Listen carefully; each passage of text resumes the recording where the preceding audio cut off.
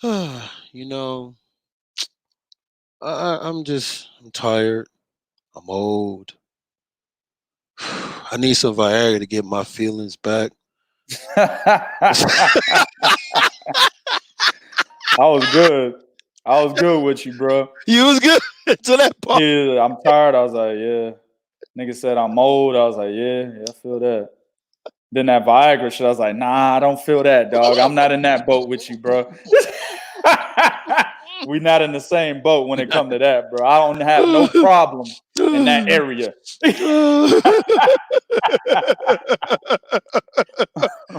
Yo, welcome back to the show. We told y'all every day we was not bullshitting, nor were we lying. Exactly.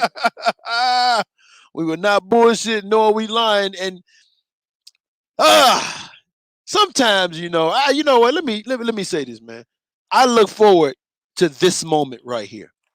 It's what I look forward to when I write an article, when I edit, get phone calls from promoters, managers, teams, yes, and sometimes fucking family members about interviewing their cousin, uncle, auntie, or whatever about fights. And then this show. I look forward to this shit, man. You know why? Because I get to say shit like this. Denise Ward is in these streets. Denise Ward is in these goddamn streets.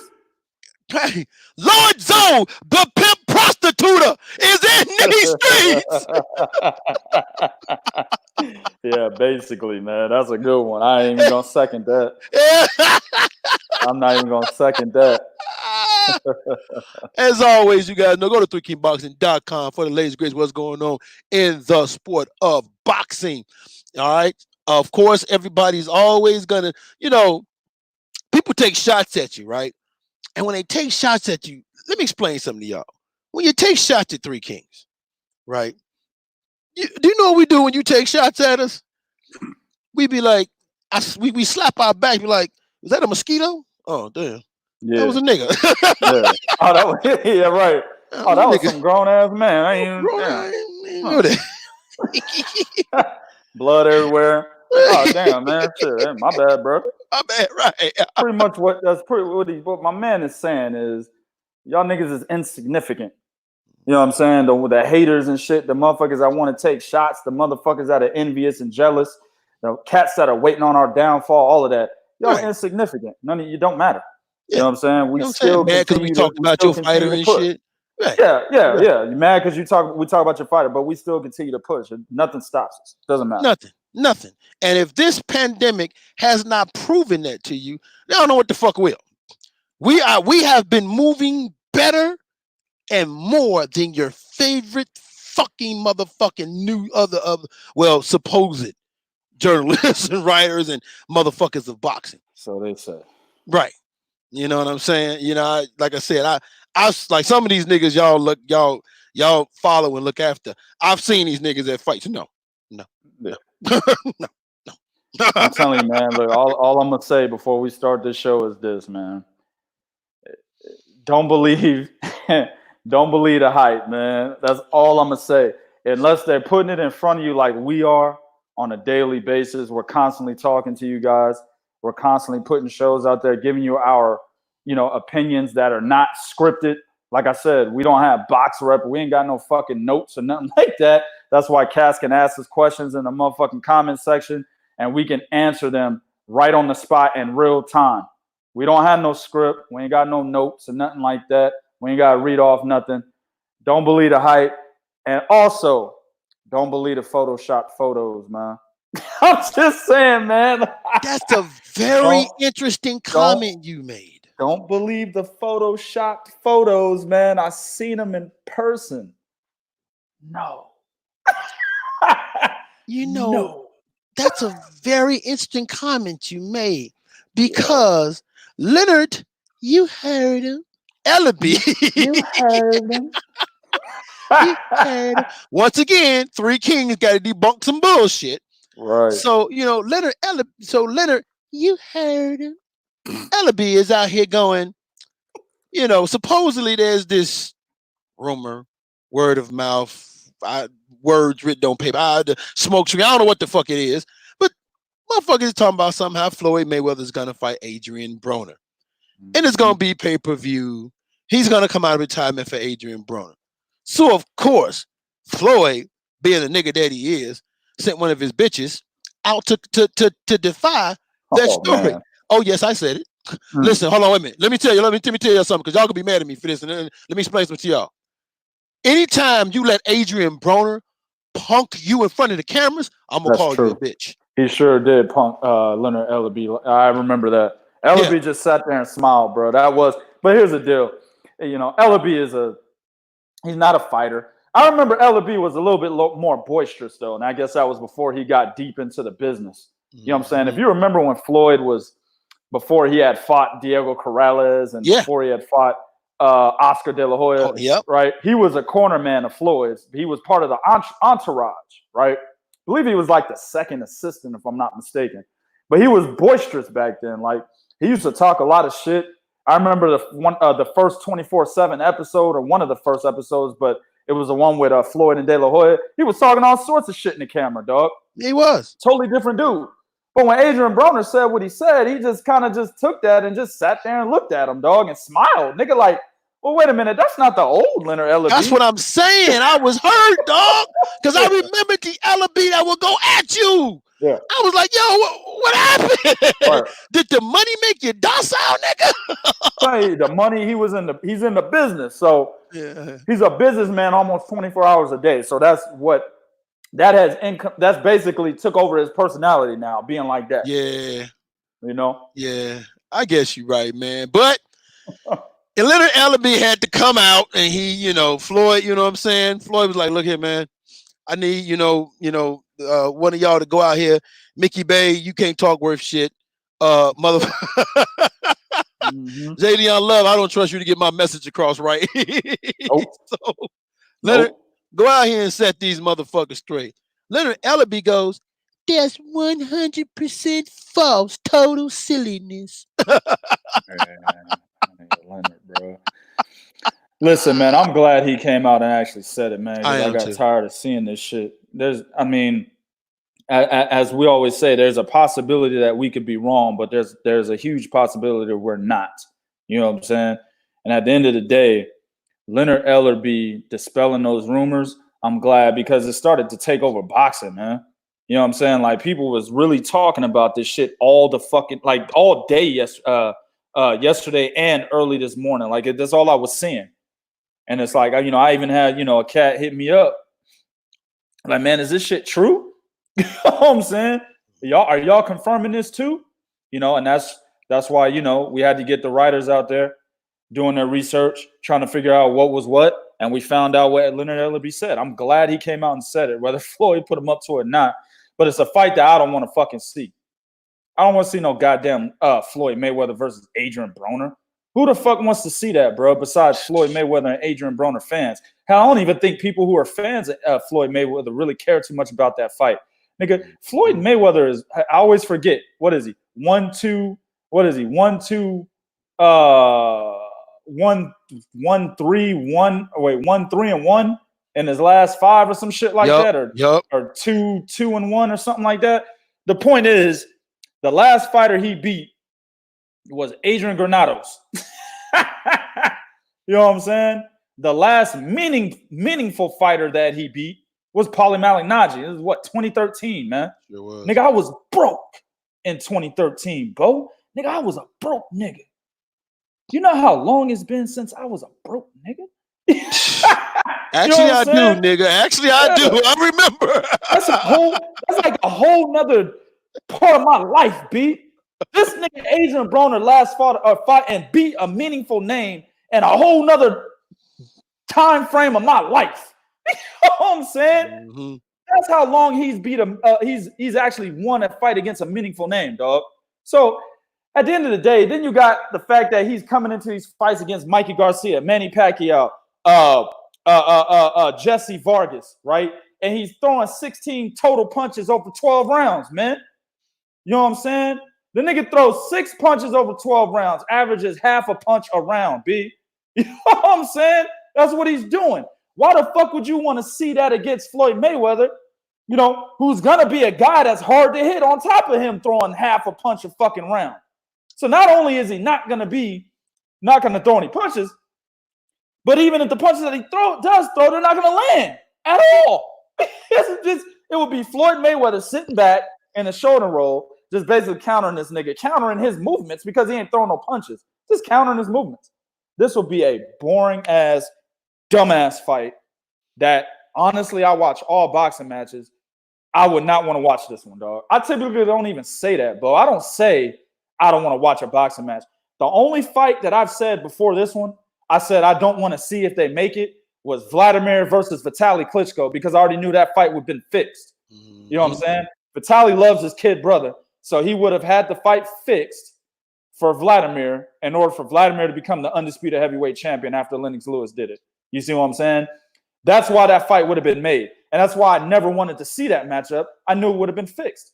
This is another one in which I don't want to see. Not because I think it would be fixed, but because it would be a completely boring ass matchup, dog. No excitement whatsoever. Oh, by the way, I'm lying. I'm lying like a motherfucker, bro. The fight before this one that I said I didn't want to see was Mayweather-McGregor. My bad. Oh, yes. I did say that. My bad. Yes. I didn't want to see Mayweather-McGregor, and I didn't watch it. To this day, I have not watched that full fight. I only watched key moments of that fight in which I was told Mayweather may have fixed the fight. So I watched the moments at which I needed to look at in order to come to that conclusion, which I did end up coming to that conclusion. You know what I'm saying? But other than that, I still haven't watched that fucking fight. So it was Vladimir Vitaly, then it was Mayweather-McGregor, now it would be Mayweather-Broner. Fights I don't want to watch. The only fights I've ever said I don't want to see, bro. You know, the funny thing about this is I could actually see Floyd Mayweather putting something like this out in the atmosphere just to see what it do. And then when things came back, he'd be like, nah, fuck that. Because remember, supposedly that was the thing when he was that Japanese thing when he was supposed to, they talking about something they paid him some millions of dollars to rematch Manny Pacquiao again. Yeah. Right? Yeah. But at the end of the day, though, here's the thing, and I'm actually glad Leonard Ellerbe came out and dispelled this. And here's my reason for it, right? Adrien Broner has not fought since losing to Manny Pacquiao. That was a year ago, bro. That's how fast that went by. Think about that. That was over a year ago. That was what, January 2019? Yeah, it was. Yep, you're right. Okay. That's been over a fucking year. And Adrien Broner looked it like garbage in that fucking fight. I don't want to see it because at what point are we going to tell not just Broner, but Floyd, sit your ass the fuck down? God damn, stop taking shine away. We're talking about a retired fighter, not active real fighters. Stop taking the shot. I've said it before. Broner, not Broner, but Floyd and a lot of these. Stop taking the shine away from these niggas that's out here right now. Word. Stop taking that shine, man. I mean, are you that thirsty for attention? I mean, damn, nigga, are you really you're that thirsty for attention? That your only other viable option is Adrien Broner, a dude that Broner don't throw enough punches, okay? Like you said, it'll be a boring fight because Floyd not gonna come at him, right? No. And then, how's this, what's this promotion gonna look like? You know, the father versus his gay ass son? I mean, just trying to figure it out. I disagree with one thing you said. What's up? I think Floyd will walk his ass down, bro. You know, Adrien Broner is bigger than Floyd. I mean, Broner walks around 180 pounds and shit when he's not in shape, right? So he's bigger than Floyd. And he's taller than Floyd, I think. I think he's taller than Floyd. I got to go look that up. But anyway, I think Floyd would end up walking him down, though, bro. Like he did to Canelo Alvarez, you know? You know, somebody in here said, I think it was my man Lawrence Williams. I can't see the goddamn comment, but I think he said Broner Floyd would look like Floyd Berto. I agree with that 100% with less punches thrown. That's what he said. I agree with that 100%. Scott Brown. Scott Brown. Good shit, Scott Brown. It would look like that. You know what I'm saying? But Floyd would be walking Broner ass down. I think he would do that, bro. But again, it wouldn't be an exciting fight, bro. You know, Floyd isn't a high volume puncher even when he's walking niggas down. He just waits for you to make a mistake and hits you with a counter, pretty much. Or he opens up he opens up counter punching opportunities for himself, meaning he'll jab you to the body, make you bring your shit down, then he'll come over the top or something like that. You know, he opens up opportunities for himself, but they're not in high volume, dog. You know what I'm saying? You know, it might hit you on the shoulder, you know, kind of get you to react to that punch while he throws another punch, you know, over the top of that, you know, shit like that. But it's like 1-2s, 1, 2, 3, 1, 2, 1, 1, 2, 1, 2, 3. It's like that. And it's in very short ass spurts. And then there's a lot of time in between them. You know what I'm saying? So, like I said, this will be a terrible fucking matchup. Broner would thoroughly get his ass whooped. And this is a retired Mayweather. Mayweather wouldn't even really have to train for this fight, my nigga. You know what I'm saying? And he would still thoroughly get his ass whooped. And then like somebody else said, I think it's above Scott Brown's comment, they said both would average about 15 punches a round. Exactly. Who wants to see that, man? I don't. Yeah, Smith. Yep. Both will combine will produce about 15 punches per round. Exactly. Well, man, listen, man.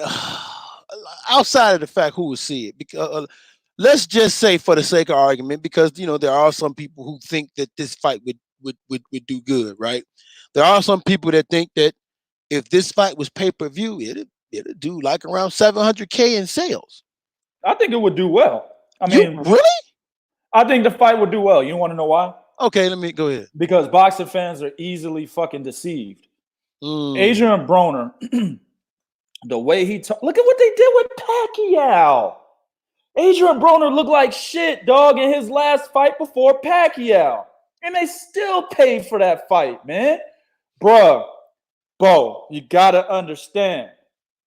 There's still going to be that X number of fans for Adrien Broner that are always going to say, man, but if he just takes it seriously. It doesn't matter if Adrien Broner loses 15 fights in a row. Fight number 16, man, God, that nigga, if he just take it seriously. They always say that.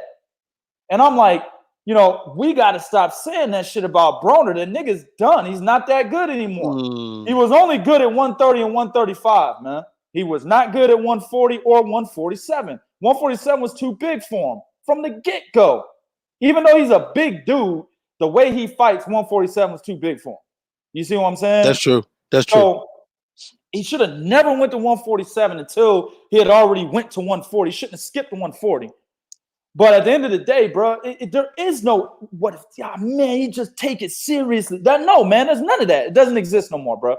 This is who Adrien Broner is, man.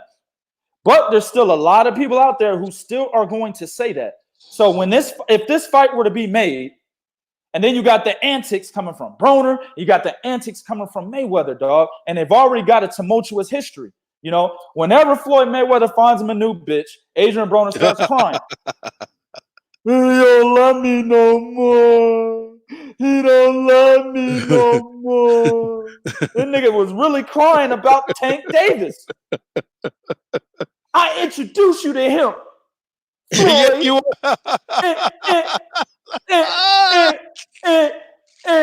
And when you said, you know, you like that yellow bone, I said, well, here you go. I gave him to you, Floyd.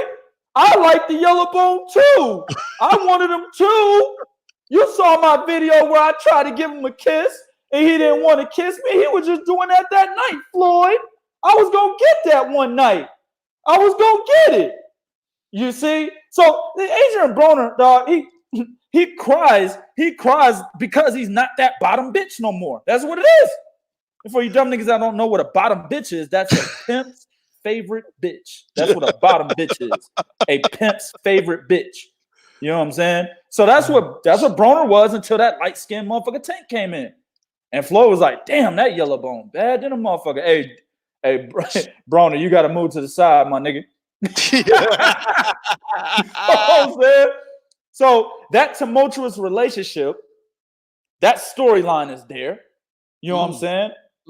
So at the end of the day, they could sell the fuck out of this fight because of the history and their antics. I see mad people paying for this shit because fans are easily deceived, man. Well, okay. Let me say something, because when he said 700K, I said this shit might do Gennady Golovkin numbers. Listen, here's the thing. because you mentioned Tank Davis, and mind you, Broner actually got jealous when Floyd went younger with Devin Haney. Mm-hmm. Mm-hmm. Damn Right. this young shit good. Hey, Adrien, Exactly, you ain't bro. even second no more, dog. You gotta go to third. You gotta go Exactly, to bro. third. I mean, Devin Haney ain't with TMT, but yeah, he started hanging out with Devin Haney. Broner got mad again. Mm-hmm. Why y'all over there hanging out with Devin, Floyd? Nigga, shut the fuck up, nigga. Damn. Like, the nigga can't hang out with nobody, bro. He gotta be with you and you only. That's what bitches do, man. That's what women do, dog. Listen, man, when I used to have several hoes, nigga. This nigga said, wait a minute. Say this. Several dogs. When I used to have several hoes, nigga, right? I'm a married man now. I don't have the hoes no more. I give them off to the young niggas now. When I used to have several hoes, bro, and me, all my hoes used to know each other. I didn't have no secrets, bro. They knew each other. This is exactly the type of shit I would get from one of them. Why you going over there, 2K? You was over there the other night. It's the same shit. Yeah, it is actually. What Broner's doing to Floyd, man. It's so. You right about that shit. Yeah. Am I lying, bro? No, you're not. You're not. This is exactly what he's doing, bro. So at the end of the day, that tumultuous relationship, that shit gonna sell, bro. The Adrien Broner tactics, even that dumbass. Remember when he was in the pre-fight press conference and shit with Manny Pacquiao? Oh yeah. And that nigga was standing up there, pants all hanging off his ass, looking stupid as fuck, right? And the nigga was trying to tell a joke, and nobody got the joke. He was talking about, when I beat Pacquiao, he'll go back to being a taxi cab driver, some shit like that. Nobody got the joke. Then he said something else, and then people started laughing shortly, like a couple laughs and shit here and there. He's like, "Oh, you got the joke," and then he started laughing. He was doing that shit. Now, let me tell you something. A motherfucker that doesn't get deceived is gonna look at that and be like, "All right, man, this nigga's a clown, man. This nigga gonna lose." But even after that shit, bro, as goofy as that nigga was looking on that stage, motherfuckers still bought the fight. Or they still went and watched it. My bad. They still went and watched it. Not only did they go and watch it, I saw motherfuckers still saying Adrien Broner beats Manny Pacquiao. Oh. Even after that goofy ass shit, man. So at the end of the day, fans can be deceived. They're always gonna think Adrien Broner always has that opportunity where he's gonna take the fight seriously and possibly pull a miracle out of his motherfucking asshole and possibly win a fight. Not just any fight, a fight. You know what I'm saying? Wins a fight. That's bogus. Where at the end of the fight, we're actually saying, yeah, Adrien Broner won that. When's the last time y'all niggas said that? When was the last fight Adrien Broner was in where y'all said, yeah, he won that shit, hands down, dog? Well, hands down. Granados. Nope. Nope. A lot of people were saying Granados won that fight, dog. Yeah, I thought Broner won it, but a lot of people were saying Granados won that fight, dog. What's that fight that nigga had when Emmanuel fucking Taylor was the last one that I remember seeing Adrien Broner in, where we said, you know what? He won that fight. Yeah. I think it was Emmanuel Taylor. I'm not looking at his box record, none. Y'all can correct me if I'm wrong, but I remember it was either the Mexican dude, Javier Molina. It was Melania Taylor. I'm gonna tell you how I remember, because that's the one where he went back down to 140 and fought for a title. Yeah. So It was okay. So, but I'm gonna get 3 fights because people might not agree with me on that. Javier Molina, Emmanuel Taylor, right, and Khabib Alekverdiev. Those are the only 3 fights where the last 3 fights anyway, where we looked at Adrien Broner and said, yeah, that nigga actually won that fight. Look at the level of competition that is, man. I'll help you out. Javier Molina, D+. Emmanuel Taylor, D+. D+. Khabib Alekverdiev, I'll give him a solid C because he was a WBA champion. He beat fucking he knocked him out though.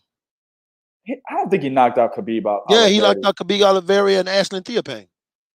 Ashley Theophane's another one. That's another one. There's 4 of them. Ashley Theophane, I don't care about that. How he won, nigga. I don't give a fuck about that. But I'll give Alec Verde a solid C because he was a WBA champion, number one. Mm-hmm. He beat my man Joan Guzman. He beat him. I like Joan Guzman. If the motherfucker could actually make weight, he would have been an excellent fighter. Sure. But he beat him. You know what I'm saying? So I give him a solid C. Ashley Theophane, D. That's the level of competition Adrien Broner beat in the last 4 fights at which you said, yeah, he actually won that fight. Adrian Granados, Jesse Vargas, nope, there's controversy there. You know what I'm saying? On both of those, you're absolutely right. So it is what it is. Motherfuckers are still out here saying, though, Adrien Broner can win fights. Remember, he's supposed to fight Devin Alexander and Ivan Redcash. Remember that? Yeah, he was. He was. Before Redcash fought Danny Garcia, there was all types of reports, including ours, at 3kingsboxing.com, that Adrien Broner was talking about fighting Ivan Redcash. You know what I'm saying? And, that fight didn't materialize. Then now he's talking about coming out of retirement before this shit to fight Devin Alexander. And I don't know where that fight is at. I don't know where the negotiations are. All I know is Adrien Broner said, I want $10 million. Told Al Heyman that, which the nigga's definitely not getting $10 million. Yeah. So I don't know, man. And honestly, I don't even know if he wins those fights convincingly. Here's the thing. See, normally, and this is the reason why I said it probably wouldn't sell. Because normally when you go to watch a Floyd fight, you go to pay to watch Floyd Mayweather lose. More people pay to see if he's going to lose versus win, right? Right. But he's going to win this. It's Broner. That's why I was like, I can't see nobody buying it because it's Broner. Exactly, bro. And it's Floyd. So I'm like, the lure for Floyd for me was, hey, man, this motherfucker finally might take an L. I don't see that. Now, of course, we knew he wasn't going to take no L in Berto, right? We just knew that. Nigga, you're not going to lose to Berto. But I'm looking at Broner. I'm like, man, I can't get over my head now. Maybe I'm not thinking like a dumb nigga. Maybe I'm not thinking like a dumb nigga. Okay. Maybe I'm already over the Broner that y'all want is he's never coming back. Maybe I'm over that. But I'm just looking at this like I can't see that motherfucker. Like I said, I'm like, this motherfucker gonna do Gennady Golovkin numbers, man. That motherfucker fight ain't gonna sell. Now I will say this though. You bring up a very interesting point on how they market it with the antics. And that is something that my man did say to me when we talked about it. He said, man, you got to think about the antics, man. Broner amps it up and Floyd can amp it up. You got to think about the antics and the storyline. He said the same thing you said. He said, and the storyline. I didn't think about that. You're right. Because a storyline plays a huge part. And let's keep it real. If Broner's on social media showing the fuck out, Floyd is on social media showing the fuck out, you will get a good number of them motherfuckers that'll be interested in seeing what the fuck is going on. Exactly. I just want to know what weight them niggas gonna fight at. It's got to be 154, 160. Because Broner ain't getting down to 147, nigga. Broner ain't getting down to 147, dog. Nigga said 160. 160, my nigga. Oh, hell nah, bro. Yeah, I would say 154. Yeah, it would be somewhere in there, bro. Like, but probably a catch weight between 147 and 154 if that fight were to ever happen. But thanks to Leonard Ellerbe. Thanks, Leonard. Appreciate you, dog. He said, nah, that shit happen, man. Shut the fuck up. Hey, at the end of the day, I'm so glad that you heard him. Came in there. Hey, y'all don't know what we're talking about, man. That was after Floyd beat Victor Ortiz. Yeah. And Larry Merchant told Floyd he'd fuck him up. Floyd was like, I basically told him back, I fuck you up. Larry Merchant was like, huh? And here comes Leonard Ellerbe in the back. You heard him.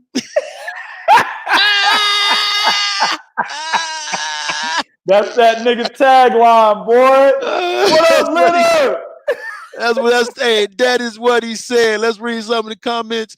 My man Scott Brown said Broner versus Mayweather is as close to a fixed fight as you can get. How many punches will Broner throw and also land? Question mark.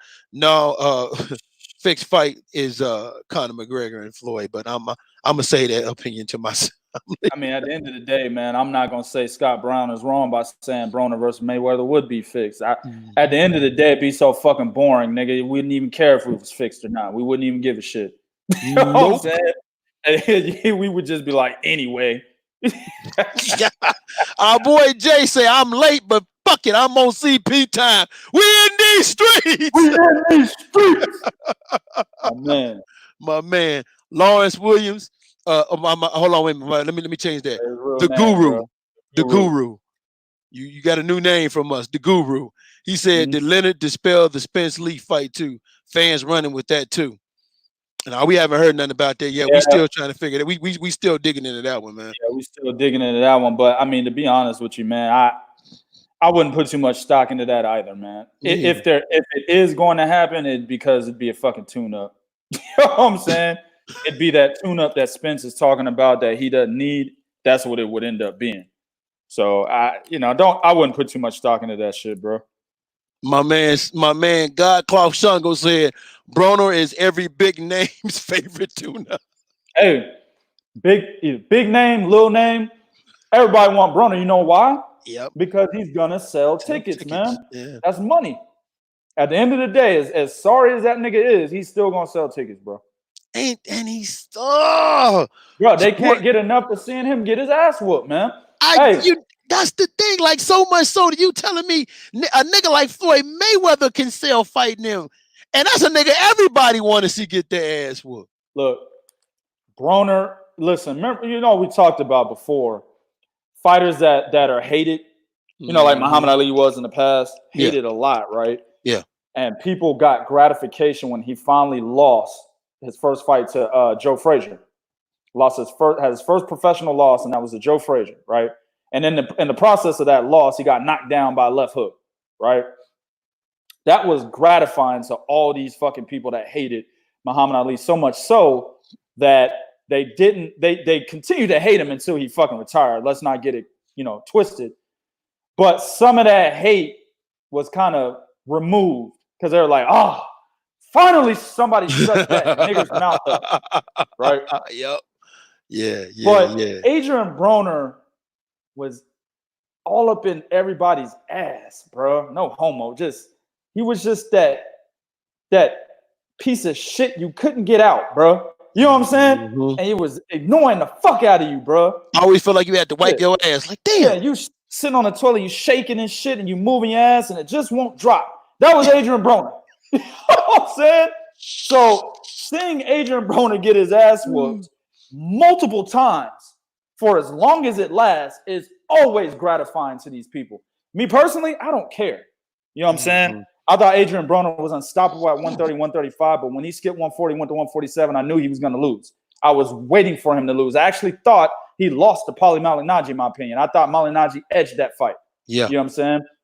So I already knew he was going to lose, bro. Right? And I didn't hate Adrien Broner. I actually liked him back then. But these people that really fucking hated him when he was in there getting his hair brushed by his dad and shit. Oh, hell yeah. And nigga, this was funny. The nigga got down on one knee in front of the bitch, in front of his girl, and basically said was making it seem like he was gonna ask her to marry him, but he said, "Can you brush my hair?" Nigga, that was funny to me, bro. But a lot of people was like, "Oh, I hate this motherfucker. I hate him." They were doing all that. They tried to do to Broner what they did to Floyd about Jose Luis Castillo. They did that with damn, I can't think of the guys. The Guru, what's his name? I forgot his name, man. The Mexican cat that he fought at 130. God damn it. Not DeMarcos, was it? No. Not DeMarcos. This was a close fight at 130. He beat the shit out of Antonio DeMarco. Yeah. I can't think of the guy's name. But anyway, the Guru got it. He'll let me know. But when he fought that cat, and everybody's like, oh, he really lost that fight. I'm like, no, he didn't, bro. He won the goddamn fight. You know what I'm saying? But they were already trying to put, that stigma on him, like, oh, remember, we're going to use this guy right here. Remember when he fought at 130, he lost that fight, but they gave him a fucking gift decision. You know what I'm saying? They were doing the same shit with the Jose Luis Castillo thing, bro. So at the end of the day, you know what I'm saying? When he fucking, but when he moved up to 147, like I said, we already knew the nigga was going to fucking lose, bro. Yeah, we did. But the fans can't stop seeing him get his ass whooped. That's why no matter if, like I said, Adrien Broner, his next 10 fights, the nigga goes 0-10, everybody going to pay to watch it. They're going to pay to watch it. So it is what it is, man. You know what I just remembered, and I wish I'd remembered this earlier, which would have made a lot of sense to me. I probably wouldn't have been on the opposite side of this argument, but I'm going to stick to my guns anyway. I just remember something, and this goes to your point. I remember Josh Taylor And when he won the WBSS tournament, nobody knew who he was. But when Josh Taylor said, man, I'll knock Adrien Broner the fuck out, I saw article after article after motherfucking article. I think we were the ones that put that shit up first. Yeah, about Josh Taylor saying that. Yeah. And then remember when Regis Prograis and Adrien got into it. Right. When Adrien said, man, I'll stomp a mud hole in Regis Prograis' ass. I'll beat him up, little homie. So I didn't think about that, but you're right. Just Broner talking shit gets motherfuckers going. So if him just talking shit gets him going, yeah. I didn't see it, but yeah, okay. I understand it now. Because when I first heard it, I'm like, man, ain't no fucking way. This is Terrence Crawford numbers type of pay-per-view fight. The fuck is watching this, man? Yep. But you're right. There it is, man.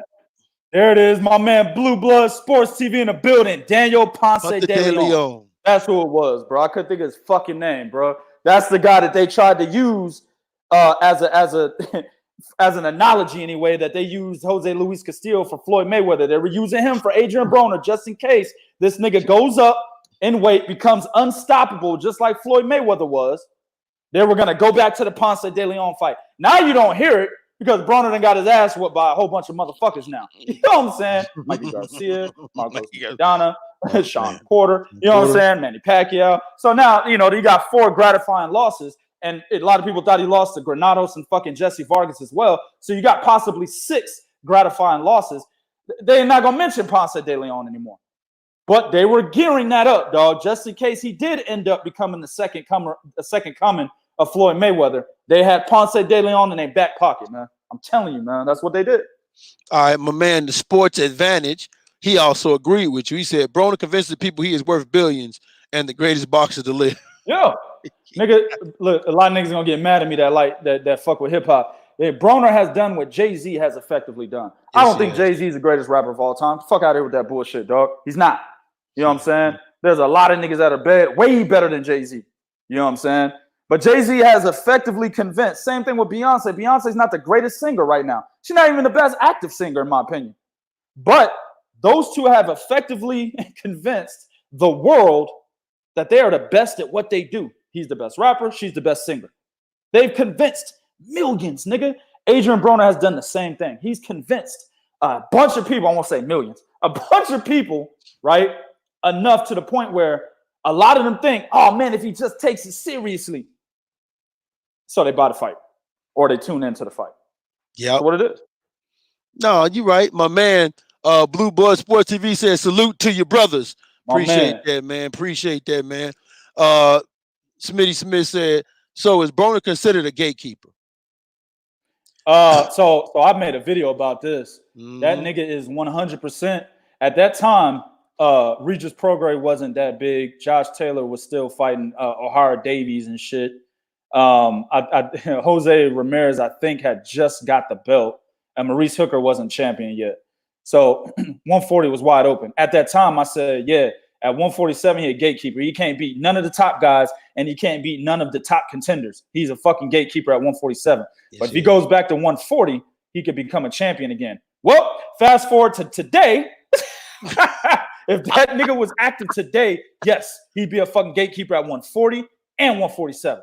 I told y'all, I don't think Broner beats O'Hara Davies convincingly, dog. O'Hara Davies is still trying to figure out where the fuck he needs to be at 140, 147. He don't know where he's going to be at. Don't know where he's going to be at.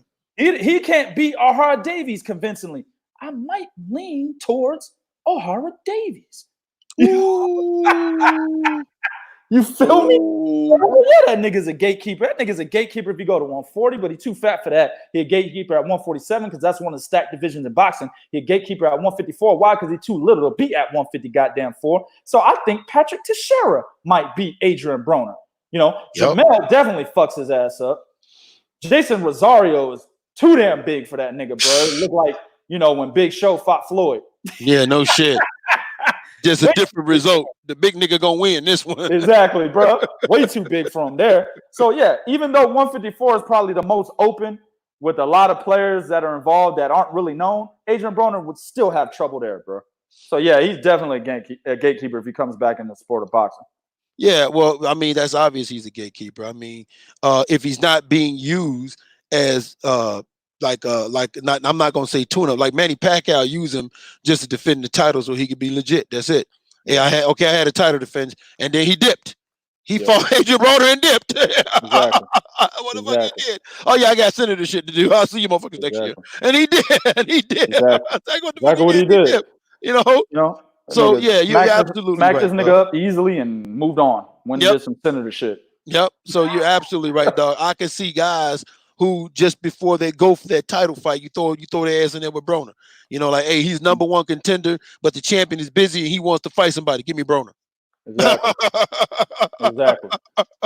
Nigga, I'm trying to get, man, I might even get back in the boxing. Nigga, hit up Adrien Broner. I need to lose about 70 pounds, but, hit that nigga up, man. No, you're right. You're right. I know. You only got to lose about 5 or 10. Yeah. You're right about that, bro. You got to lose about 5 or 10, nigga. That's it. Shit.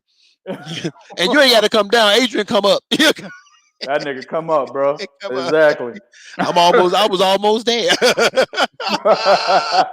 All right, man. So let's move on to another hot motherfucking topic, dog. Daniel Dubois is in these streets. We in these streets. Daniel Dubois, dog, okay, is out here saying, I have the tools to beat Deontay Wilder. Now, Frank Warren kind of set this stage off, right? Because Frank Warren had said that if Deontay was to lose to Tyson Fury, hey, I would still put him in it with Daniel Dubois. I think that's a good fight for my fighter, right? Daniel Dubois, he set you straight. He said he was a champion a long time, but his reign is now over. When we do meet, I'll be looking forward to it. It'll be interesting. I got more tools. I got plenty of tools to use. I'll find a way to win and break them down.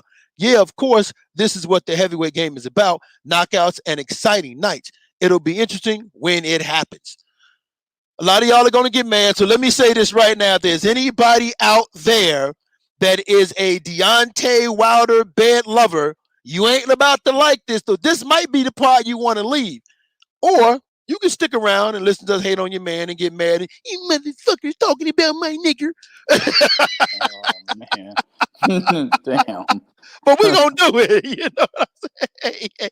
Hey, what he said, hey, don't take it personal. It's just comedy. It's comedy. That's it. I absolutely do. Listen, man, here's the thing about this.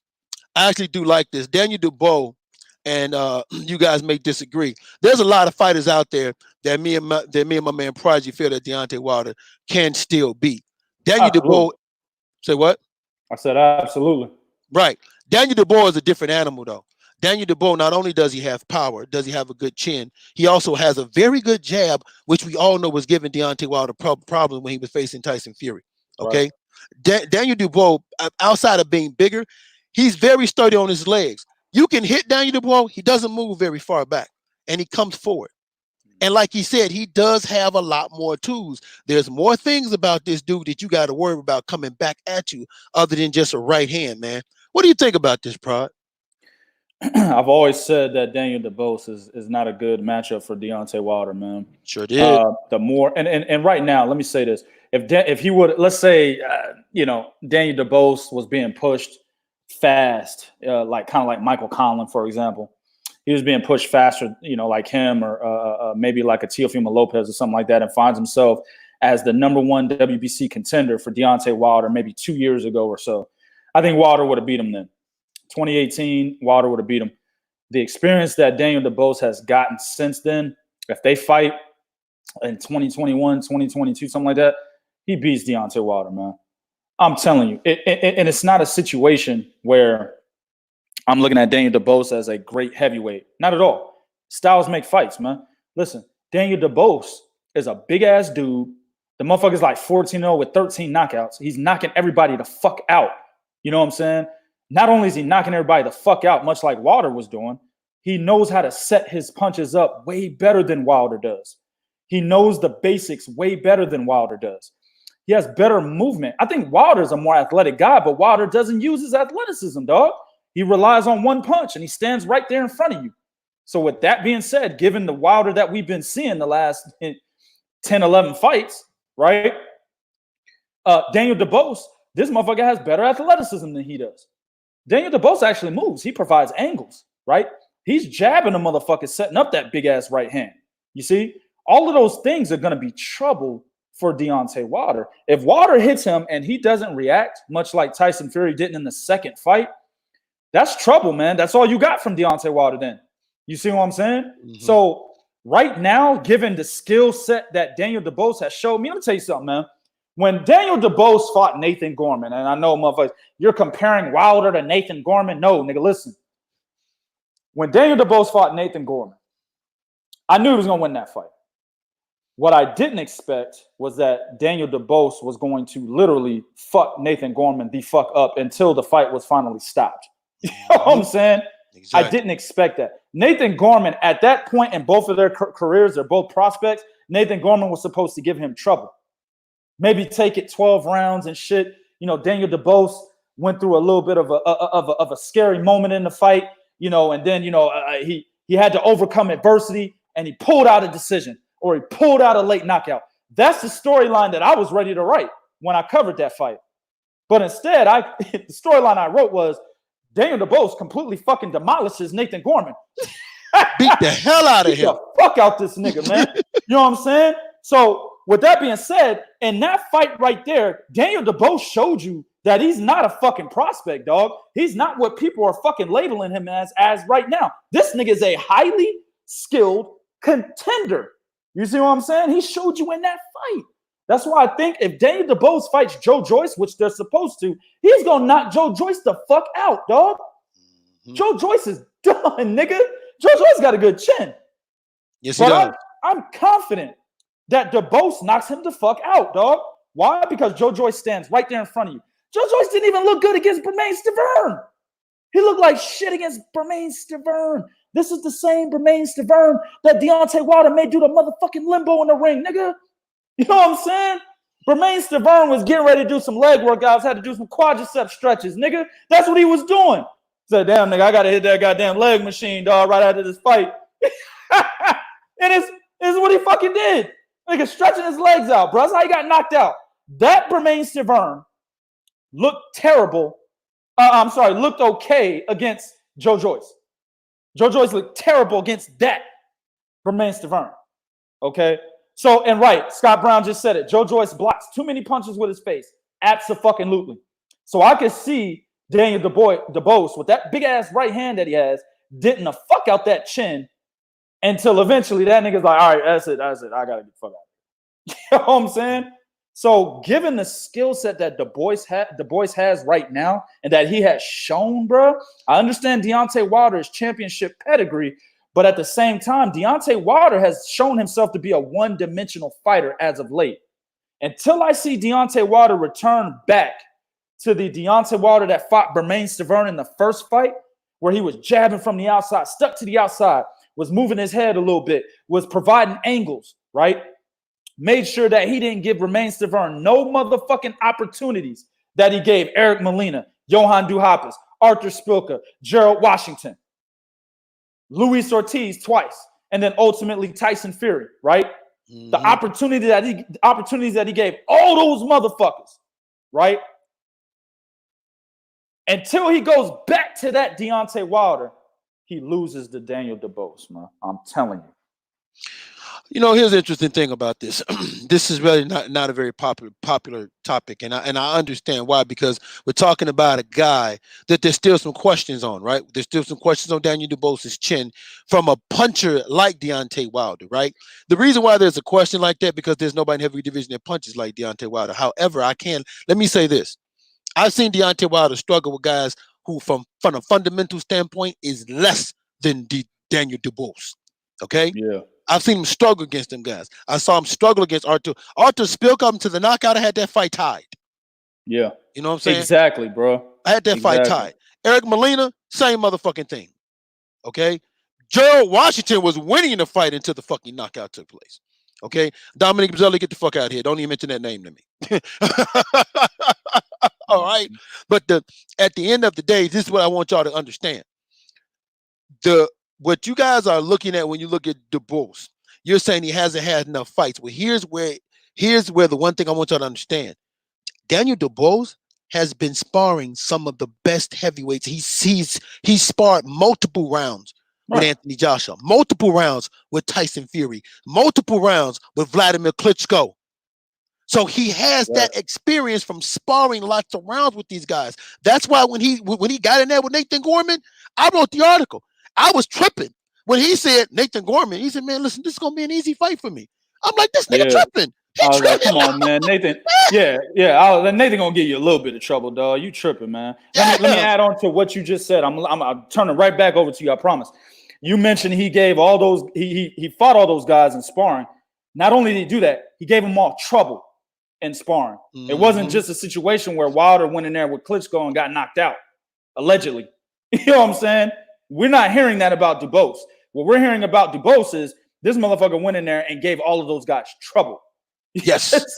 Yes. Wait a minute. There's a rumor he had Joshua out on his feet. He knocked Joshua out on his feet. Absolutely. There's a rumor he knocked him out on his feet. And my man Scott Brown, I see what you're saying, man. I'm gonna read this real quick because I'm gonna get to that. You said none of those guys were as good as Fury and could not finish Wilder. None of those guys had Daniel Dubois' power, and none of those guys had his ability.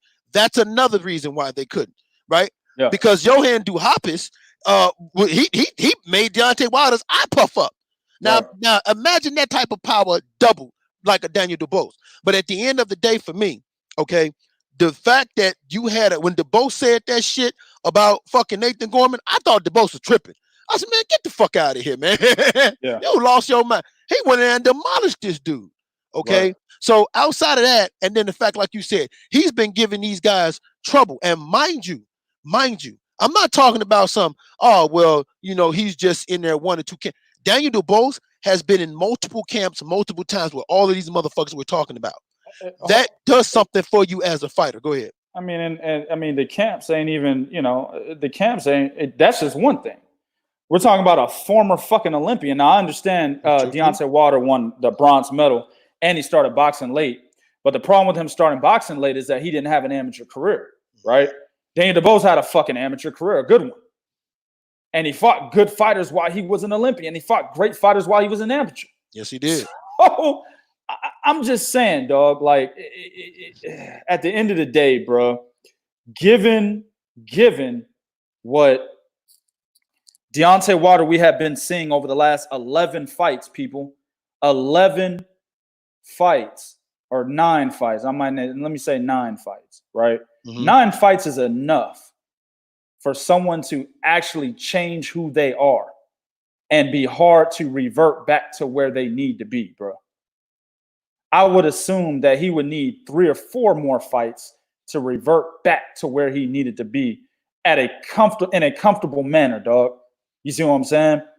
And if he were to fight Daniel Dubois and within those next 4 fights, there's no way he's able to go back to the old Deontay Wilder, especially when his image is all I got to do is land 1 right hand. That's his fucking image, dog.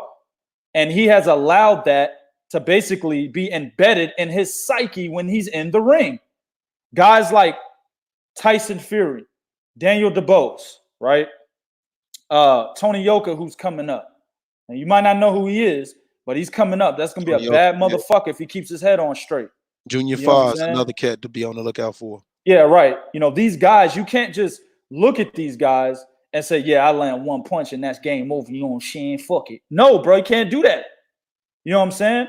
Actually, Luis Ortiz would have been that guy. But the problem with Luis Ortiz in that first fight is he got overzealous when he had Deontay Wilder hurt. He got overzealous and made a mistake. Same thing in the second fight.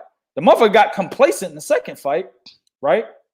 The difference between Luis Ortiz and maybe a Daniel Dubois is that Daniel Dubois is much more well put together mentally. I think Luis Ortiz has mental lapses in the ring. Oh, yes, he does. Right. And we saw that against sorry-ass Travis Kaufman, for God's sakes. Luis Ortiz had mental lapses against Travis Kaufman? You know what I'm saying? Man, Daniel Dubois would knock Travis Kaufman the fuck out of the ring, nigga. And Travis Kaufman ain't an easy dude to knock out. No, he's not. Was it Kaufman or Christian Hammer? One of them 2 white boys. I don't remember. Travis Kaufman or Christian Hammer. One of them 2. But he had a mental lapse in that fight. And that was before the Wilder rematch. So that's my point, dog. Like, even though Daniel Dubois is only 14-0 with 13 knockouts, there are special fighters that don't have a lot of experience that you can see in the fights that they're fighting, that those guys are going to be a problem. We said that about fucking Devin Haney. We said that about Shakir Stevenson before those two became champions, man. We said it about Teofimo Lopez, right? I'm saying it about a guy like Rashidi Ellis. You know, I'm saying it about a guy like Jaron Ennis, right? These are guys that don't have a lot of fucking experience, but you can look at them in the ring against the guys that they're fighting and understand they're going to be a fucking problem against any of the top fighters in their division. That's Daniel Dubois, man. I'm just telling y'all, man. Think about that's a fight Wilder should not take. I'm just saying, bro. For real. Think about this for a second. We were saying that about a one Errol Spence and Terrence Crawford. Yeah. We were saying that about them dudes. Yes, sir. You know, watching them come up. Hell, when I heard Ricky Burns took that fight, I said, "Oh shit, he about to lose that title." Bad fight. That's a bad fight. Shit, hell, when Yuriorkis Gamboa was undefeated at the time, he took that fight. I think Gamboa had just fought Michael Ferenis and got knocked down in that fight. And then he fought Terrence Crawford. I was like, no. And I think he moved up for that fight too. He did. Yeah, he did. Matter of fact, I think that was his first fight on the 50 Cent banner. You sure was. And yep, and you're right. SMS Promotions. And I was like, damn, 50 Cent is just a snake ass nigga, bro. You don't even know. This nigga be snaking niggas in the rap game. Now he's snaking niggas in boxing, man. That was a terrible fight to put him in there with, dog. And he went up. I said, man, Gamboa about to get his night rocked, man. He about to get his shit rocked. Yes, sir. Yeah. Most definitely. So, yeah, man. There are certain guys you can look at and you can tell this motherfucker's going to be a problem. Josh Taylor's another one. Oh, hell. I said Josh Taylor before he fought O'Hara Davies, he was going to be a fucking problem at 140. Look at him now. Yep. Well, the O'Hara Davies fight was the one that sealed it for me because O'Hara thought he could punk Josh. Right. He thought he could punk him. Now, Josh had I knew Josh was going to win. I just didn't know he was going to win like that because the one thing that Josh had O'Hara didn't have was he had a lot of experience in the amateur circuit. O'Hara Davies did not. And that's what showed in that motherfucking fight. I said, yo, man, this dude had too many fights in the amateur circuit. 100 some odd fights. You done seen every style. You only had a handful. Wrong thing for you to fucking do. Exactly. So, but I'm with you, man. Josh Taylor, I'm same thing. I was like, this dude about to be that's why when Regis Prograis fought him, I was biting my nails. I don't know, Regis. I know you talk, but this might not be the nigga to talk crazy too. We specifically told Regis on our interview, one of our many interviews that we've had with Regis Prograis. I specifically told the nigga, I said, man, Josh Taylor is a bad motherfucker. Now I had Regis winning. I thought Regis was gonna win. And then they read the decision, gave it to Josh Taylor. That's fine. I had no problem with that decision. You know what I'm saying? I thought Josh Taylor did enough to win. I thought both fighters did enough to win, actually. But Josh Taylor winning, I have no problem with that, right? But at the end of the day, I told Regis, like it had to be like a good year before he actually fought Josh Taylor. I said, that's a bad motherfucker. And Regis said, I know he's a bad motherfucker, but I want to fight everybody. I said, bet. Yep. You know what I'm saying? So at the end of the day, man, I like I said, I just think Deontay Wilder should stay away from that fight. I think it's too late to take Daniel Dubois on because he's only getting more experience. And the more experience he gets, the better he gets. I said this about Naoya Inoue and Roman Gonzalez way back when they were talking about Roman Gonzalez fighting Naoya Inoue. Inoue had only beat, at that time, he was going up to 115, I believe. Yeah, he was going up to 115. He had skipped the 112 division. He sure did. And Roman Gonzalez was at 112. And they were talking, he ducked Roman Gonzalez, blah, blah, blah. I said, well, look, if those two fought right now, Roman would beat him. But I said, if Inoue gets experience at 115, sure did. He loses. Roman Gonzalez would get his ass whooped. Look at him now. And Inoue will beat the dust off of Roman Gonzalez right now. Why? Because he got more experience, man. That's how it works. Yeah, you sure did. That was the same thing. It was the exact same thing when they was talking about Clarissa Shields and Christina Hammer. I was saying then, because you even said this, and we both, I said it, but you said it first. You said if Clarissa Shields handlers put her in there with Christina Hammer right now, bad thing to do. Bad thing. They don't put her in there right now.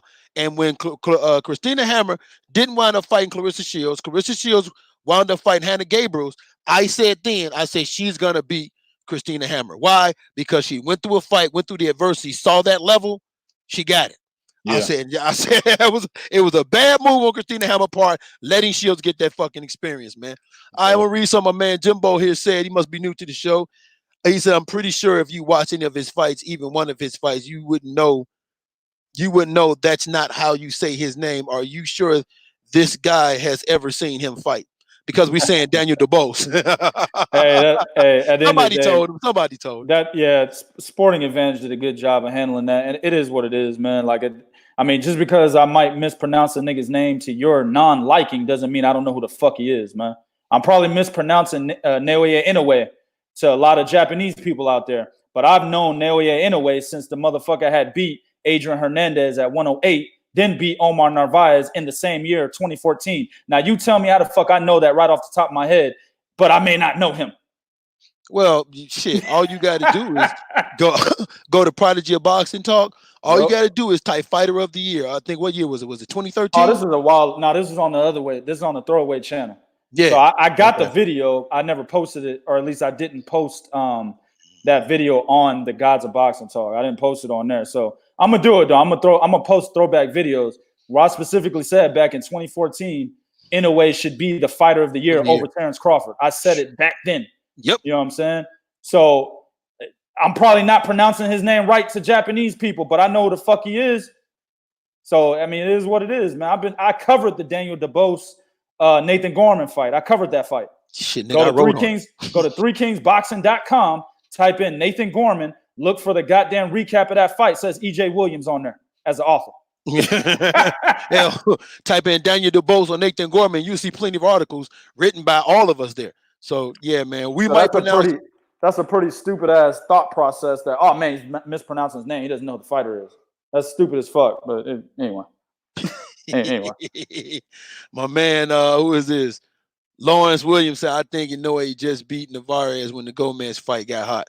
Not yet, because he skipped 112. He sure did. So when he skipped 112, they were saying that he was skipping a fight with Roman Gonzalez, and I remember I was defending him because I was like, "Nah, man, this motherfucker he had just beat Omar Narvaez," and they're like, "Yeah, before that fight." Yeah, the motherfucker didn't stop at 112 though before that fight. And it was like, bro, he didn't have to. The motherfucker became a champion at 115. You know what I'm saying? Omar Narvaez was still like, Omar had moved up and lost to Nonito Donaire, then moved right back down to 115 and continued to dominate where he left off.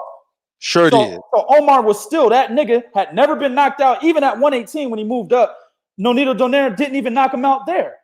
But when he went back down to 115 and continued to dominate, Naoya knocks him out in 2 rounds. So I was telling people that, nah, man, that motherfucker right there is a bad motherfucker. He didn't have to fight Roman Gonzalez per se. He's already shown himself. So it was a little before that, Lawrence. And mind you, we talking about a Nonito Donaire that was just beasting motherfuckers, dog. He was knocking motherfuckers. He was knocking niggas' blocks off at that time. And Omar Narvaez went up, fought him, and didn't even with the whole 12 rounds, like you said. So that speaks to the level of who he is, man. All right, man, let's get into this very last topic. Virtuoso, it could be Dubois because when that Dubois is usually French, you know what I'm saying? But I've heard people say Dubois. I've seldom heard people say Dubois. So I go with Dubois. I mean, it is what it is. I don't really give a fuck. I don't care about the nigga's name. You know what I'm saying? The fuck does that got to do with anything? Jesus, bro. Hey man, hey man, you know how it is, baby. You got it. It's funny, man. Y'all make me laugh. Hold on, man, because y'all don't understand, man. This nigga be mad all the time, and shit like this is just it takes him over the top. Oh yeah. All right, man. So former unified world heavyweight champion Andy Ruiz has now teamed up with Team Canelo. He's taking on Reynoso, Eddy Reynoso, who's Canelo's trainer. He's not going to be trained by Eddy Reynoso. Now, there's two little twists to this for me. But one is Reynoso enough to help Andy Ruiz regain some of the oomph that he had behind him before he just went in there and laid a complete motherfucking egg? Like Andy Ruiz walked out there, dog, and just, you know how they say, shit, get off the pot? He stayed on the pot. Yeah, you're right. Okay, so much so, like you said, cats really don't know. Like motherfuckers ain't even talking about Andy Ruiz. He's he's an afterthought. This is the biggest decline after loss I've ever seen, and he didn't get knocked out. He just didn't do shit in the ring. and motherfuckers don't respect him. So as hard as that high was, the fall was just even worse. Can Eddy Reynoso bring back some of that Andy Ruiz that we saw fight his way to the world championship title, man? Well, you said, can you get that oomph back? As long as that oomph ain't that nigga's stomach getting food put into it, bro. You know what I'm saying? Maybe. You know what I'm saying? At the end of the day, the trainer wasn't the problem. It was this motherfucker's eating habits, dog. It was this nigga spending long nights and long days in the motherfucking buffet line getting tacos and shit. That's what the problem was, dog. As long as this nigga learns how to curb his motherfucking appetite and start training more, yeah, he could come back to the Andy Ruiz that actually beat Anthony Joshua. But as long as this nigga is at the taco stand instead of in the gym, don't matter if he got Eddy Reynoso or not. Now, one thing I'll say is this. Eddy Reynoso is a no-nonsense type of dude, man. Yes, he is. Like, you're not just going to go fuck with Eddy Reynoso and, you know, be out there fucking a whole lot of bitches and eating tacos. That's not going to happen. Minus the fucking the bitches, because usually when you fucking a lot of bitches, you losing a little bit of weight. You know what I'm saying? That's a whole lot of stamina. There's a lot of cardio that's involved in that if you're doing it the right way. You know what I'm saying? So minus that, he just eating the tacos. You know what I'm saying? So Eddy Reynoso is not going to allow you to do that if you're in his camp. He will ask you to leave, much like Yoel Diaz. He's one of those type of guys. Remember Victor Ortiz went over there? He was fucking around. Yoel Diaz said, get the fuck out of here, nigga. You know what I'm saying? Get your bitch ass the fuck up out of here. Teddy Atlas is another one. You over there playing around, fucking around, get the fuck out of here, right? My man that was the police officer, the ex-police officer that was Devin Alexander's trainer in Florida. Damn, Bo, every time I do this, you can't never remember the nigga, Nah, bro. I can't, man. Damn, man, I can't think of the guy's name, but him. He was training Adrien Broner and shit for the Pacquiao fight, and he was training Tank David. He's another one. He's another one. Get the fuck out of here if you're not gonna work hard, man. I got time for you. Because he was skeptical about taking Broner on too. Yes, he was. Yeah, he was skeptical. But get the fuck out of here, dog. You know what I'm saying? If you're not gonna take it seriously, get the fuck out of here. You know, so Eddy Reynoso is that kind of guy. So I think on the outside, looking at it, it's not going to make much of a difference. But if Andy Ruiz is serious and he doesn't want to get kicked out of Eddy Reynoso's camp, thank you, sir, Kevin Cunningham, my man, Mike Wilson, 3 Kings Boxing in the house. If he doesn't want to get kicked out of Eddy Reynoso's training camp, well, the only thing he can do is take it seriously. And then, of course, that will be a downstream impact in terms of him getting back to form. So, in essence, like, I don't want to sit here and fucking commit to this nigga actually it making a difference, but I think it does, man, because Eddy Reynoso is a no-nonsense type of dude. Here's why I think it makes a difference. I think it makes a difference in this aspect right here. I think Andy Ruiz at this point is more open to having a better connection with the trainer that he didn't have with his previous trainer. What's his name? His brother's a fighter too. What's that motherfucker's name? Which one? Oh, you talking about Robert Garcia? No, Andy Ruiz's previous the trainer. Oh, Manny Robles. Yeah, right. Manny Robles. Yeah. He has the opportunity to have a connection that he didn't have with Manny Robles in that second fight leading up to their rematch. And here's the fucked up thing about it was Manny Robles got him there, right? But for whatever reason, he just stopped listening to the motherfucker. And sometimes victory can do that. For whatever reason. You know what the reason was. Andy Ruiz lost his fucking virginity. Nigga, you know he didn't get no pussy before he became the unified champion. You know what happens, bro. You know the first piece of pussy you get, all of a sudden you the nigga, the biggest and baddest nigga in the planet, bro. That's what he was doing. That's true. That's true. Because let me tell you, I knew when the first day was my son had some pussy. That nigga walked around here, chest, hey, dad, that's all you had, you some pussy, huh? Exactly. Voice got deep and shit. You know what I'm saying? Chest all out. What's up, dad? That's what Andy Ruiz was doing. Motherfucking went and bought him some gold chains. I never seen jewelry on Andy Ruiz in my life until he beat fucking Anthony Joshua. Now he got all sorts of chains and shit, watches and fucking bracelets. You know what I'm saying? I was like, this motherfucker right here, bro. I'll never forget. The nigga did the video. He tried to do the Floyd Mayweather where he had the money stacks to his ear like it was a phone, and he was trying to talk on it. Then one of the money stacks like slipped from underneath his hand and shit. The nigga had to adjust and shit on camera, looking stupid as fuck. You know what I'm saying? I'll never forget seeing that. When I saw that, I was like, oh, Andy Ruiz think he thinks this is a game. He's done. When I saw that video, I was like, he's done. He's not training. He thinks this is a fucking game. He's done. You know what I'm saying? Yeah, he felt he had reached the pinnacle. But Eddy Reynoso, like you said, outside of being no nonsense, it also there is a connection there because he also trains Canelo Alvarez. Now, Andy Ruiz definitely likes Canelo Alvarez. Andy Ruiz definitely likes being around that type of atmosphere where you have that one guy who's a star that knows how to get there. So outside of just Eddy Reynoso in his ear, he'll have Canelo Alvarez in his ear also. See, and I think that was something that was missing in that camp also. Like, you can clearly tell from the way they told Manny Robles, oh yeah, Al Heyman wants us to fire you. There was some backstab. I believe there was a little bit of backstabbing going on in that camp, man. I believe that. There might have been a little bit of there could have been a little bit of second voice and second questioning in that fucking camp right there. Could have been. See, at least this way, you have the guy that's training you. He got the support of the biggest motherfucking star in boxing. So you ain't got to worry about that backstabbing shit at all. Period. Right. Exactly. So I definitely think this will help at the very least. Maybe it'll help motivate him to realizing either I'm gonna take this seriously or I'm gonna get out. Because if you, like you said, if Eddy Reynoso lets you go, Canelo Alvarez don't want to be connected to you, you already don't have too many places to go. So now you lose this connection, you might be done. So I think this is like one of those things where, hey, it's either put up or shut up. So for me, I like this move because you didn't go out and get just some any old type of trainer. You like a move like this showing me that you at least are serious about trying to get back where you were. Right. You feel what I'm saying? You ain't go out and get some, Bobo Jones and shit. Bobo Jones is my new trainer. This nigga ain't serious about shit. You know what I'm saying? So yeah, at least a move like this lets me know you're getting a no nonsense trainer, and you're also getting a trainer that's connected to the biggest name in motherfucking boxing right now. No, man. This tells me, okay, you are serious, at least trying to get your career back on track.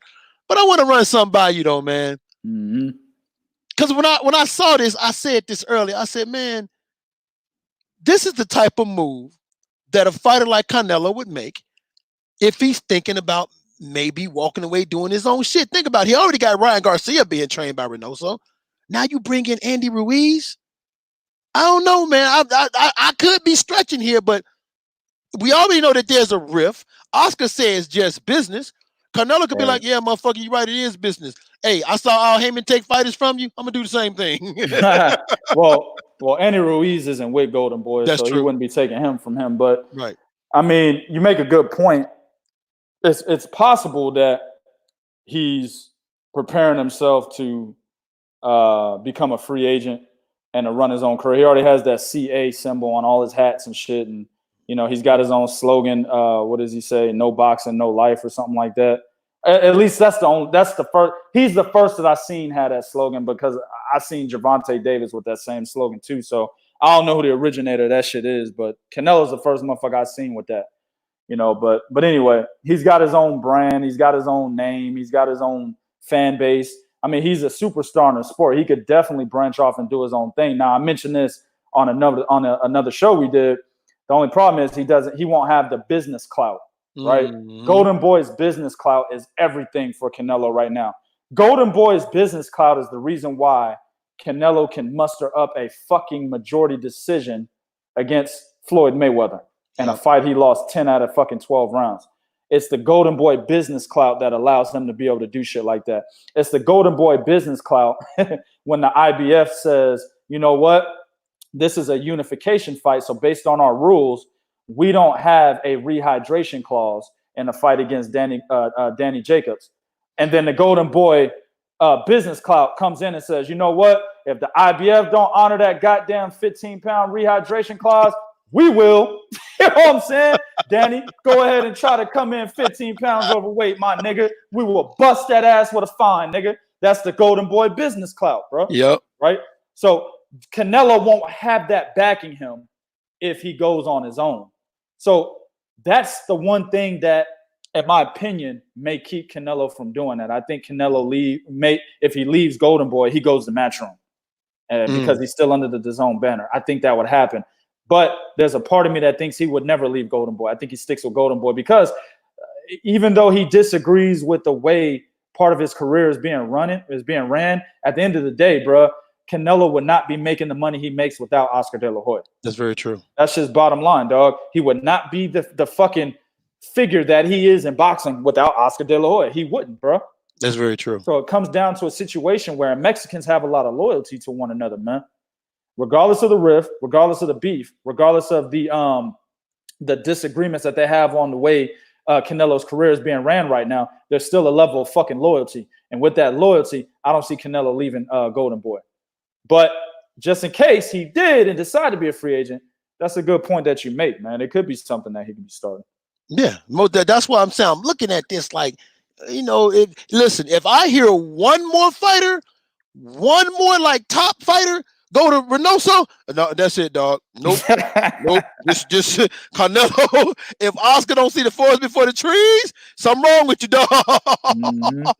You know. Yeah. But at the end of the day, man, I listen, man. I like this move because a lot of times, and Mike Wilson, 3 Kings Boxing, shout out, said this. He said Andy Ruiz has to look in the mirror first and have a reality check. Until then, Reynoso will not help.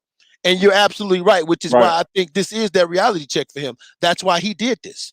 I think there was a reality check for him. And that's why he did. Listen, man, you got Dylan White is really fucking with him hard. You got everybody else out there, fucking with him, picking on him, telling him, you know, man, you fooled us. You a joke. You know what I'm saying? Snickers saying we want our money back, nigga. Take off the shirt. We want the candy. We want the candy too. Right. Nigga, just mail us back that box of candy we gave your ass, man. Yeah. Mail it back. You know what I'm saying? You know what I'm saying? The city of Mexico and took the picture down. Take this shit off. Hell no, bro. You know what I'm saying? All the holes didn't left. You know what I'm saying? You know, even the bottom bitch didn't left. She like, I'm out. Even she didn't. She over there with Anthony Joshua right now, man. That's fucked up. Yo, they're chilling with Anthony right now, bro. I always liked you. That's man, nigga. You know what I'm saying? But at the end of the day, though, when you on the top like that he was, and then you make that fall, because like I said, he didn't even get knocked out. The nigga just didn't do nothing. And that fall was hard. Like, I mean, it was hard. Andy Ruiz ain't even been talked about, right? Nope. So this might have been the reality check, though, Mike. So that's why I'm saying if Reynoso, along with Canelo Alvarez, isn't enough for him, this nigga could be done, man. Yep, I agree. All right, man. Let's go to some of the things in here. And my man Godcloth Shango, Ruiz is Mexican. He got like 9 kids. Don't do him like that. That's fucked up, dog. Sporting Advantage says Canelo silent humble, Ruiz silent humble. I think Ruiz kind of models himself after Canelo. That's actually true. Andy Ruiz has often he said that. Yeah. Yeah, he's actually uttered those same words. So right. Yeah. That's I get you. Godcloth Shango, my man Ruiz going to be buying judges and eating strange meat. God. Mm-hmm. Y'all motherfuckers ain't. Yeah, man. Let's see. I got one, man. Go ahead.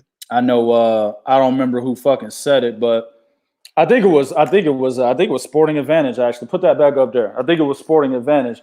You could read that one later, but I know he said that he agreed with my assessment about Dubois and Wilder, but he mentioned something to the effect of, if I'm not mistaken, that Dubois is slow in the ring, and something about it being robotic.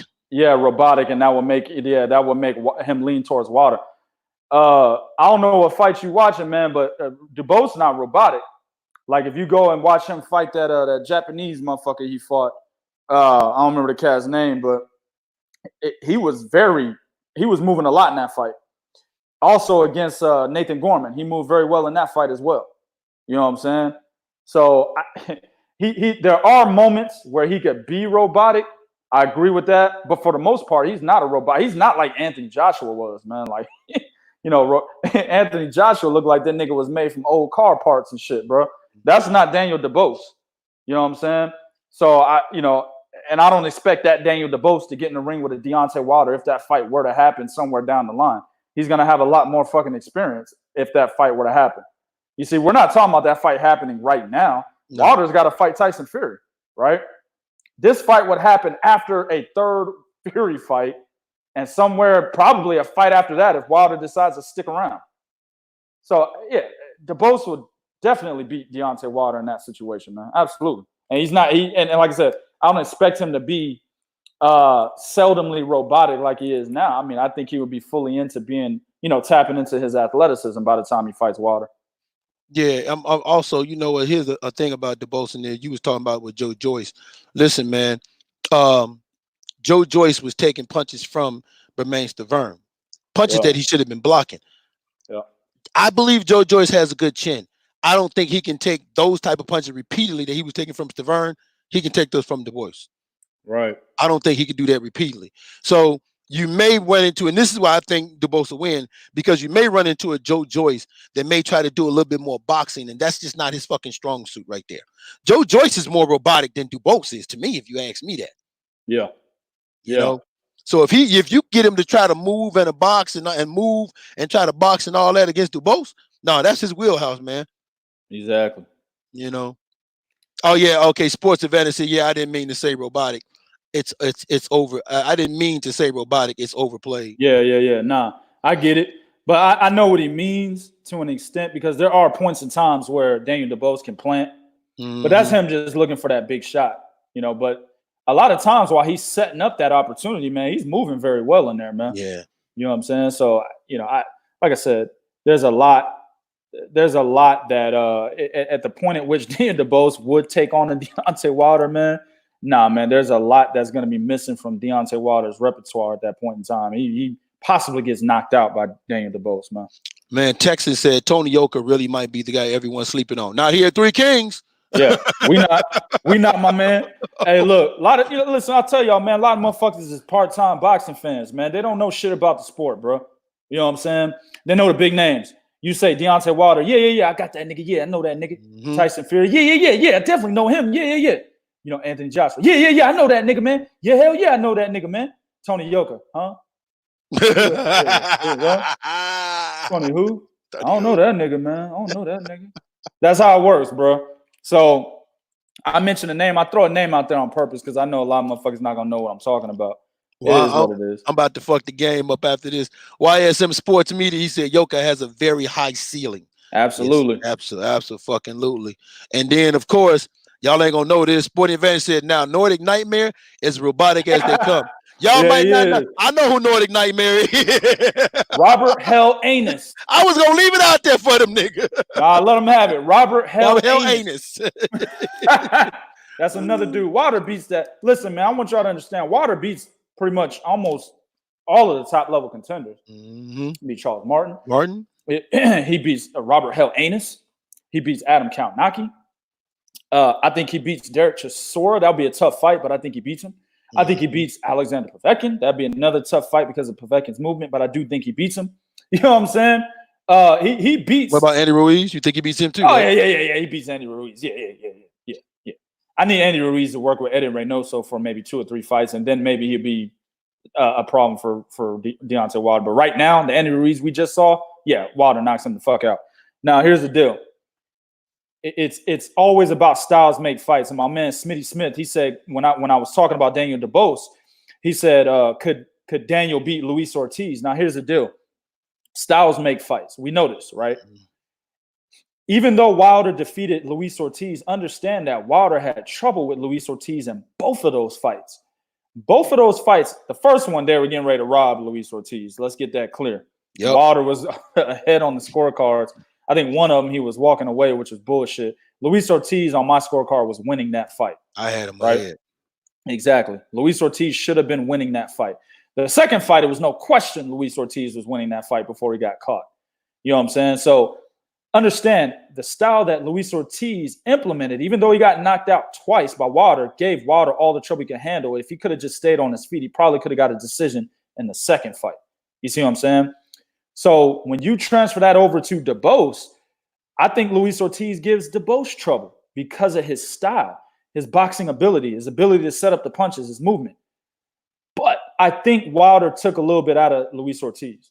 You don't even hear nothing about Luis Ortiz anymore. I know he was talking about fighting Dillian White and shit, but Dillian White kind of just waved that off.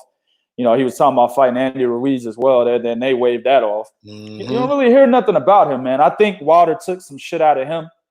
And I think that now Daniel Dubois would be able to beat Luis Ortiz. Before Wilder knocked him out, no, I would have Luis Ortiz winning that fight. But I think it'd be a tougher fight for Dubois because of the style. You see what I'm saying?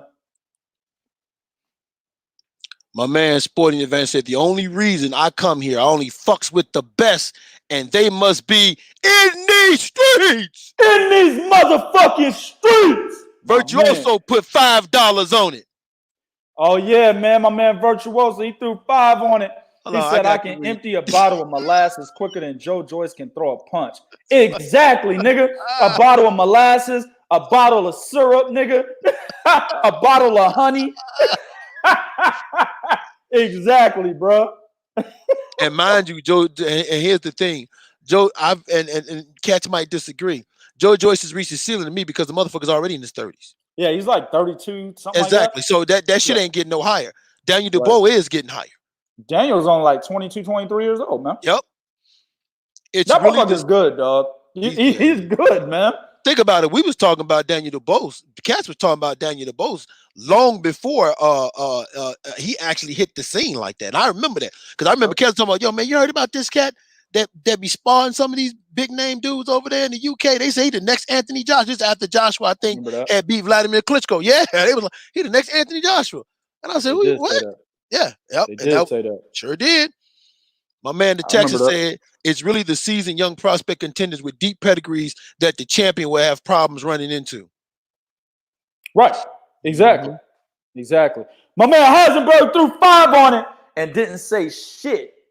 That's what I'm talking about. My man said, I ain't got to respond. I ain't got to say no comment, nigga. Here's your 5, though. That's my man right there. Appreciate it, dog. This last one. Definitely even the first fight, Ortiz was beating Wilder ass. This Wilder fatigue has been an issue people don't accept. Yeah. That's a good point. I think I agree with that because let me say this. And I'm gonna bring back some old fights. The Eric Molina fight, you could see that he had trouble with his stamina, right? Mm-hmm. Now the first Bermane-Stiverne fight, he didn't. But there's a correlation here, and that's why I'm bringing up these fights. The Eric Molina fight, you saw he had trouble with his stamina. The Arthur Spoka fight, he had a little bit of trouble with his stamina, right? Mm-hmm. The first Luis Ortiz, the second Luis Ortiz, right? Johan Duhaupas, I saw a little bit of a problem, but not as much as the other fights I just mentioned, right? Tyson Fury, 1 and 2, problem with his stamina. What is the correlation there? He was getting beat up in those fights. When you take a certain amount of damage, bro, that saps your fucking stamina. You can't just sit there and take punches and take damage, dog, and think that you're going to be in tip-top shape. Now, there are fighters like that, most definitely, right? Most fighters can do that. Like Ruslan Provodnikov, that motherfucker never got tired. He beat this nigga's face in, bro. He wouldn't get tired, bro. He would not get tired. Nigga's face looked like raw meat, would not get tired, bro. Right? There are fighters like that. You know what I'm saying? But Deontay Wilder's not one of them. When he takes excessive damage, you start to see him getting tired. In the fucking Fury fight, now people are going to, there's the whole thing with his costume. There's the whole thing with him not being himself. There's a whole glove gate thing. All of that is speculation. At the end of the day, when you just watch the goddamn fight, he had his mouth open in round 3. You know what I'm saying? He had his mouth open in round 3. In the first Fury fight, he also had his mouth open in the first half of that fight. You know what I'm saying? I saw him looking sluggish against Eric Molina. All them uppercuts on the inside, Molina was landing on him. He was looking a little sluggish in that fight. One of the only fights that I didn't see him get tired in was against Bermane-Stiverne in the first fight. Why? And of course, all the fights in which he wins like first round knockouts. But the first Bermane-Stiverne fight is key because that went 12 rounds. Why? Because the nigga was beating Bermane-Stiverne's ass the whole goddamn fight. Mm-hmm. You didn't have to get tired from taking damage. So that's the correlation there. So I agree. He has a stamina issue, because he's taking fucking damage. And Wilder will continue to take damage because the nigga has basically, as I said earlier, become a one-dimensional fighter now.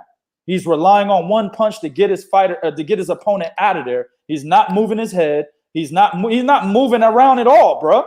He's actually standing on the center line, head on the center line, no upper body movement, not much lower body movement. He's pulling back and shit when people attack him. That's what he does now.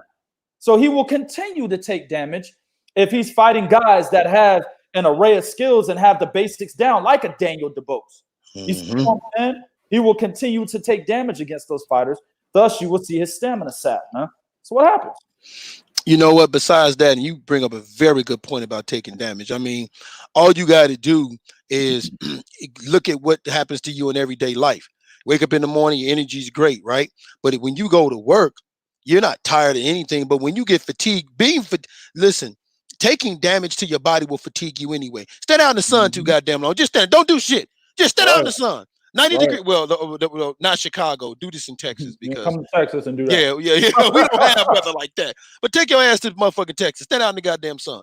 Stand out there 20 minutes. Guarantee you will start feeling fatigued because that heat in your body's thing. Yeah, your body's taking, like you said, body's taking damage. But also, what doesn't help Wilder and reason why it looks bad when he's taking damage, he's fatigued. The motherfucker don't run. Yeah, see, that's a good point. And that is running. And I believe he don't run. I believe he don't run. I believe the motherfucker don't hit the bag. I believe he don't hit the bag. Running and hitting the heavy bag is the best way to build up fucking stamina in boxing. Okay. Sparring is really the best way. That's what hurt Anthony Yard. Oh, hell yeah. Good point. You see this nigga? I need to put that video on the Three Kings Facebook page, man. This nigga over here sparring some big nigga.